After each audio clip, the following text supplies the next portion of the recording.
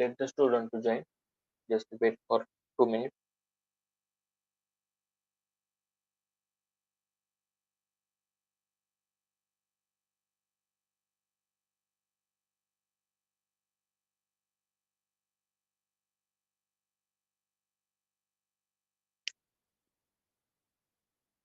Okay, we will start. तर auto level कॉम्पन्सेटर आहे, ठीक आहे. It can work in a lesser visibility also. म्हणजे याच्यामध्ये वेव्स इन्फ्रारेड रेज वगैरे यूज केले, ठीक आहे, जे लाईट इमिट करतात ते. So it can work in a lesser visibility also. म्हणजे नाईट वर्क पण, म्हणजे तुम्ही जर कन्व्हेन्शनल इन्स्ट्रुमेंट वापरत असाल तर रात्रीच्या वेळेस तुम्हाला रिडिंग घेता येत नाही. तुम्हाला 6-7 वाजता दुकान बंद करून जायला लागतं, ठीक आहे, सगळं गोळा करून. चला आता उद्या या सकाळ सकाळ असं. पण टोटल स्टेशनचं तसं नाहीये. तुम्ही नाईट विजनला तर उलट चांगले टोटल स्टेशन. नाईट विजनला पण तुम्ही हे वर्क करू शकतो. So it can work in a lesser visibility also. Okay. It can measure distance even without the prismatic target for the lesser distances. Okay. तर प्रिझमॅटिक टार्गेट असते, त्यात एक प्रिझम असतो जो टार्गेट साठी वापर करतो आपण लॉंग रेंज साठी. म्हणजे तुम्हाला एक 10 किलोमीटर, 7 किलोमीटर, 5 किलोमीटर, 15 किलोमीटर अशा लांबची जर डिस्टन्स मेजर करायची असेल तर तुम्ही प्रिझमॅटिक टार्गेट युज करता. पण जर डिस्टन्स कमी असेल, 100 मीटर, 500 मीटर, ठीक आहे, अर्धा किलोमीटर, 700 मीटर वगैरे असं असेल, it can measure distance even without the prismatic target for the laser distances. म्हणजे प्रिझमॅटिक टार्गेट जरी नसेल, तुम्ही डायरेक्ट इन्स्ट्रुमेंट शूट केलं जे ऑब्जेक्टला चेक करायचं त्याच्यावर, तरी तुम्हाला रिडिंग मिळू शकतात, ठीक आहे. तर प्रिझमॅटिक टार्गेटची गरज नाही जर डिस्टन्स कमी असेल तर, ठीक आहे, ठीक आहे. इट इज वॉटरप्रूफ, ठीक आहे. It is waterproof. आता तुम्ही बघताय की जे रेग्युलर इन्स्ट्रुमेंट आहे, तुम्ही पावसाळ्यात वगैरे सर्वे नाही करतायत. म्हणजे ठीक आहे, म्हणजे हेवी रेन असेल तर टोटल स्टेशन पण शक्यतो आपण नाहीच वापरणार, ठीक आहे, इन्स्ट्रुमेंट कोण खराब करणार नाही, ठीक आहे. पण लाईट रेन असेल तर तुम्ही टोटल स्टेशन वापरू शकता, ठीक आहे. म्हणजे कारण हे वॉटरप्रूफ आहे, ठीक आहे. तो तुमचं इंटरप्ट नाही होणार, तुम्ही वर्क. कारण बारीक जरी पाऊस आला तर तुम्ही ते मेकॅनिकल इन्स्ट्रुमेंट आहे ते खराब होईल, नेणार, सगळं उचलून ठेवणार. तर तुम्हाला पुन्हा पहिल्यापासून बॅक साईड रिडिंग घ्या, ते आधीचा कुठला पॉईंट होता त्याच्यावर सगळे रिडिंग घ्या, ते एंटर करा आणि पुन्हा कॅल्क्युलेट करा. या सगळ्या गोष्टी येतात. पण हे वॉटरप्रूफ इन्स्ट्रुमेंट असल्यामुळे तुम्हाला ते इंटरप्शन कमी होतं, ठीक आहे. हे एक ऍडव्हान्टेज आहे. याचे onboard software are available. Onboard software म्हणजे जे compatible to that total session जे आहेत, जे रिडिंग असे तुम्ही डाटा टाकला की डायरेक्ट तुम्हाला रिडिंग मॅप वगैरे देणार आहे. हे जे ऑनबोर्ड सॉफ्टवेअर आहेत ते सगळे अवेलेबल आहेत. आणि total station total solution for the surveying. Total station is a total solution for the surveying work. म्हणजे सर्वेइंग वर्क मध्ये तुम्हाला जे काही कामं करायची ती सगळी कामं तुम्ही टोटल स्टेशनचा उपयोग करून करू शकता. म्हणून total station is a total solution for the survey work.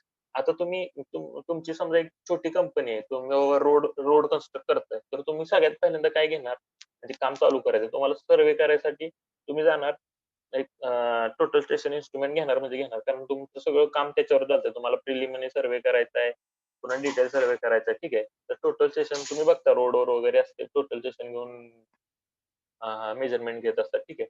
एखाद्याला रोड कन्स्ट्रक्शन वाला, एखाद्याला बाबा बिल्डिंग कन्स्ट्रक्शन मध्ये आहे एखादा, तर त्याला समजा तो त्याला लाईन आउट करायचं, त्याचा अशी खूप 400 एकरचा त्याचा प्लॉट आहे. आणि त्यांनी बाबा प्लॅन आणला, 400 एकरच्या प्लॉट मध्ये ह्या इथं असले व्हिला आहे, तिथं 12 मजली बिल्डिंग आहे, तिथं हे आहे, इथं स्विमिंग टँक आहे, इथं पोडियम आहे, इथं क्लब हाऊस आहे, ठीक आहे. पण जेव्हा तुमचा मोठा एरिया असतो तेव्हा तुम्हाला कळत नाही की आपण नक्की प्लॉटच्या कुठल्या एरियात उभारलं किंवा काय, काहीच माहित नसतं, ठीक आहे.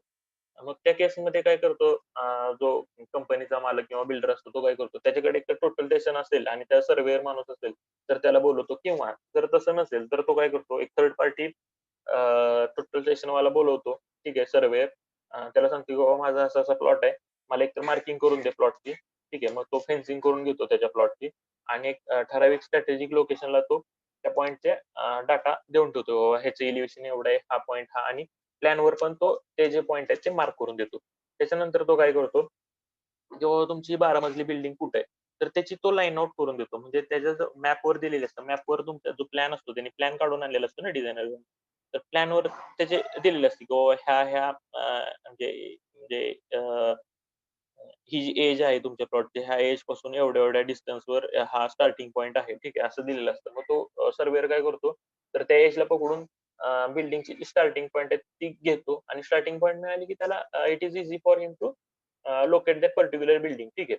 म्हणजे ही अशी एक बिल्डिंग त्यांनी मार्क केली. तसं समजा त्याला स्विमिंग टँक मार्क करायचा आहे, त्याला पोडियम मार्क करायचा आहे, त्याला समजा पार्किंग फॅसिलिटी कुठेतरी दिली ती मार्क करायची. एखादं प्लेग्राऊंड दिलेलं आहे, जे सर्कलमध्ये आहे, ठीक आहे. किंवा एखादं ट्रायंग्युलर शेपमध्ये काहीतरी आहे. म्हणजे अशा किचकट ज्या डायग्राम इंटरनल आहेत, ठीक आहे.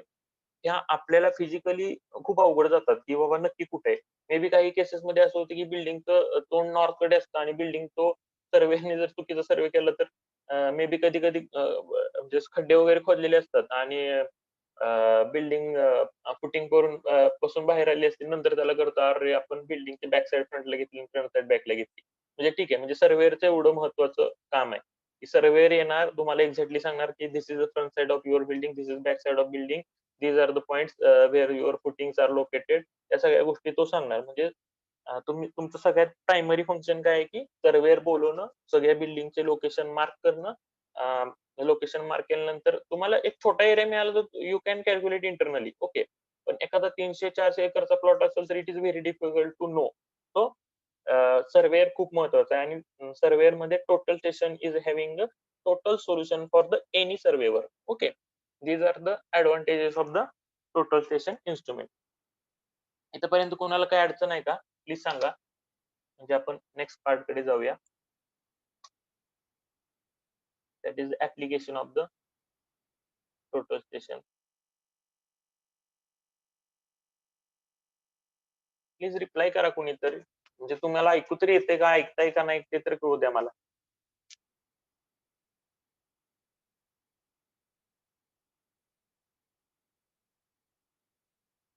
निकिता भागवत, ज्ञानेश्वरी, श्रुती जाधव, आकांक्षा, गौरी, अंजुम, स्नेहल, सोनाली, प्रियांका, सुनील, संकेत, योगेश, अक्षय, सचिन, सूरज, निखिल, श्री, समाधान, केतन.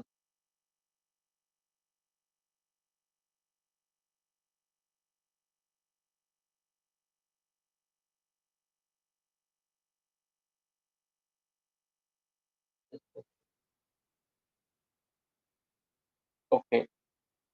समजतंय का? ऐकतोय ठीक आहे? ओके.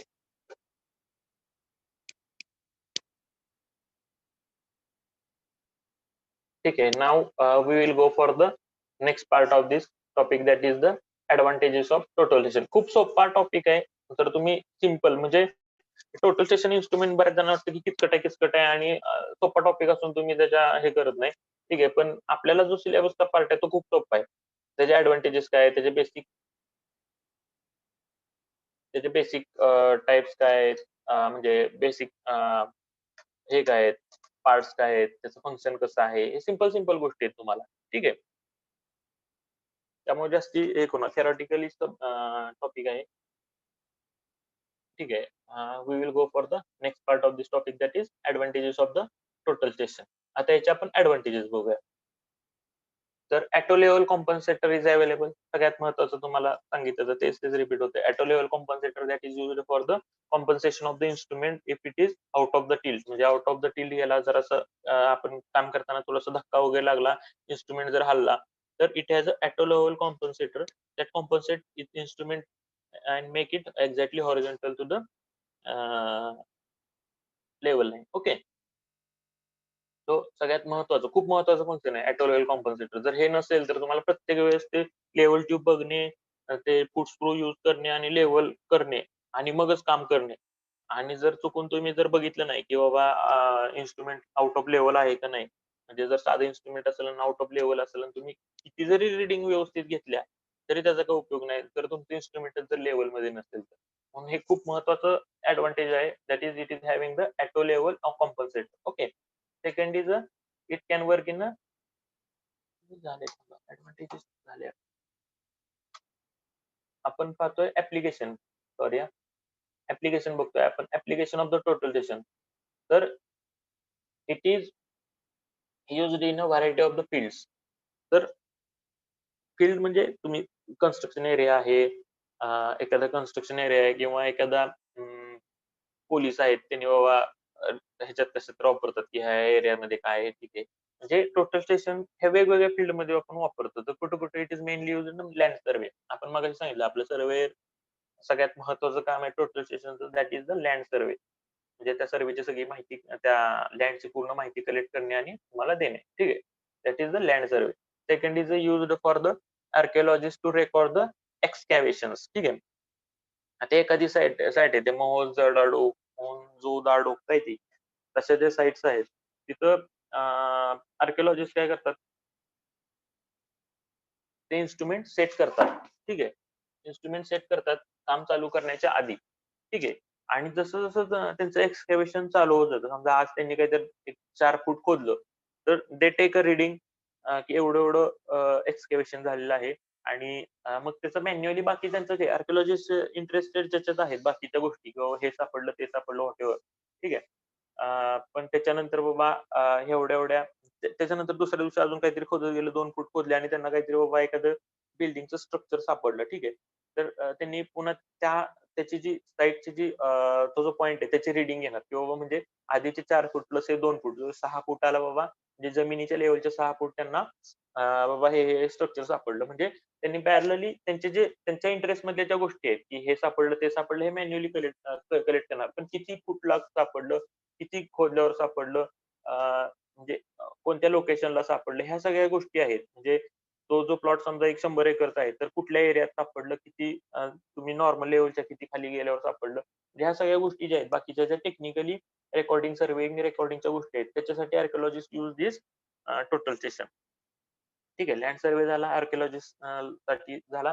त्यानंतर बाय पोलीस, क्राईम सीन, म्हणजे पोलीस पण यूज करतात. Crime scene investigator, okay. Private accident reconstruction constructionist and the insurance companies to take the measurement of the scenes. आता पोलीस किंवा हे क्राईम क्राईम सीन इन्व्हेस्टिगेटर जे असतात, किंवा प्रायव्हेट ॲक्सिडेंट रिकन्स्ट्रक्शन, म्हणजे आता तुम्ही बघताय ते सीबीआय वगैरे जे आहेत त्या गोष्टी, म्हणजे एखादं काहीतरी झालं, एखादी गोष्ट घडली, तर ते काय करतात, जेव्हा त्यांना आपण बोलवतो, ते काय करतात, सगळ्यात महत्त्वाचं तुम्ही बघितलं असेल, तर ते रिक्रिएट करतात. म्हणजे तो जो सीन झालाय, तो रिक्रिएट करतात, की बाबा अशी गाडी आली असेल, इथून वळताना बाबा त्याचा स्पीड एवढा असेल, म्हणून इथं बाबा बँकिंग ऑफ रोड नसल्यामुळे ती गाडी अशी स्लिप झाली आणि हे झालं, ते झालं, व्हॉटएव्हर. म्हणजे ते सीन रिक्रिएट करतात. ठीक आहे. हा सीन रिक्रिएट करताना त्यांना हे जे डिस्टन्स आहेत, किंवा हे एलिव्हेशन ऑफ द रोड, किंवा किती टर्न होता, काय होता, म्हणजे असा जो टेक्निकल पार्ट आहे related to the civil construction technical part आहे. इथं त्यांनी टोटल स्टेशनचा यूज करतात. म्हणजे सीन रिक्रिएट करण्यासाठी किती डिस्टन्स गाडी कव्हर केली, किती स्पीडनं आलती, त्यानंतर किती अँगलने वळली, काय झालं, टेक्निकल टर्म जे आहेत. म्हणजे ॲक्चुअली काही-काही जण म्हणतात, की नाही तो बाबा घसरून, म्हणजे त्याला तर त्याचा जागेचा प्रॉब्लेम होता, त्यामुळे गाडी पलटी झाली असं जण म्हणतात. पण मे बी कोणीतरी ती पर्पजली ढकलली असेल. तर हे कसं कळणार त्यांना, की बाबा त्यांनी गेले बाबा, गाडी किती स्पीडने येत होती. मग ती खरंच घसरली असेल का? नसेल. मग घसरली नाही तर मग कोणीतरी ढकलली असेल.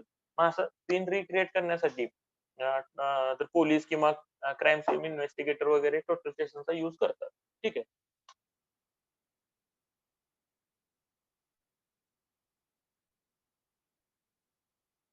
In civil engineering field it is used for the general. आता सिव्हिल इंजिनिअरिंग मध्ये आपण पर्टिक्युलर बघूया. इन सिव्हिल इंजिनिअरिंग फील्ड एवढंच आपण बघूया. म्हणजे आपण लेक्चर स्टॉप करूया. 3:30 नंतर आपण नेक्स्ट पार्ट बघूया. ठीक आहे. म्हणजे जास्ती लोड पण नाही होणार तुम्हाला. In civil engineering field it is used for the general purpose angle measurement. ठीक आहे. म्हणजे अँगल मेजरमेंट जनरल पर्पज काय आहे त्याचं, angle measurement, horizontal vertical angle measurement. Second is a distance measurement. Okay. Distance measurement करण्यासाठी आपण use करतो. Then provision of control surveys. ठीक आहे. त्यानंतर contour and the detail mapping. Contour and detail mapping. Contour कशासाठी, जर तुम्हाला एखादा रिझर्वायर आहे, तर आपण त्याच्या कंट्रोल लाईन करणार आणि त्याच्यानंतर कंट्री इक्विव्हॅलेंटने मल्टिप्लाय केलं की तुम्हाला व्हॉल्यूम मिळणार. ठीक आहे. म्हणजे एखादा डॅम तुम्हाला क्रिएट करायचा तर त्याचा कंटूर आणि तुम्हाला कंट्री इक्विव्हॅलेंट असेल तर तुम्हाला कळते की बाबा डॅम बांधायच्या आधीच कळते बाबा इथं 50 टीएमसी पाणी साठेल.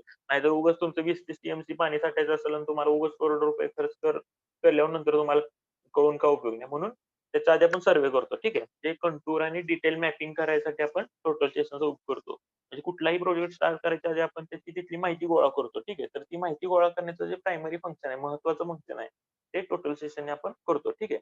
तो कंटूर अँड डिटेल मॅपिंग.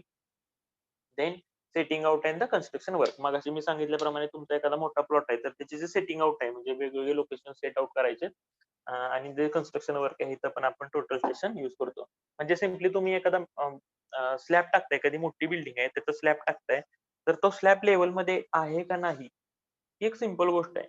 पण ह्या सिंपल गोष्टीला पण तुम्हाला टोटल स्टेशनचा उपयोग होतो. सेकंड तर स्लॅब टू स्लॅब तुम्हाला हाईट दिली समजा 2 मीटर 950 2 मीटर अँड 2.95 मीटर अशी काहीतरी हाईट दिली. तर ती हाईट टू हाईट तुम्ही मेंटेन करताय का नाही, हे पण तुम्ही एका लोकेशनला बसून तुम्ही चेक करू शकता. म्हणजे ड्युरिंग द कन्स्ट्रक्शन वर्क मध्ये पण आपल्याला ह्याचा उपयोग होतो आणि before the construction out for the setting out we use the total station instrument. Okay. तर आपण इथं थांबूया. 3:30 ला आपला लेक्चर आहे पुन्हा. 3:30 ला पुढचा पार्ट कव्हर करूया टोटल सेशन पार्टचा. इथपर्यंत कोणाला काय अडचण असेल तर प्लीज सांगा. फास्ट होत असेल तरी सांगा. कळत नसेल तरी सांगा.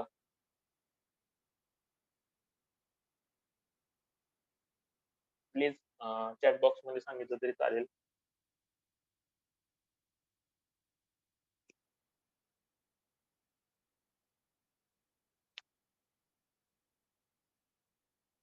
So that we can stop the lecture. कुणीतरी एकाने सांगा.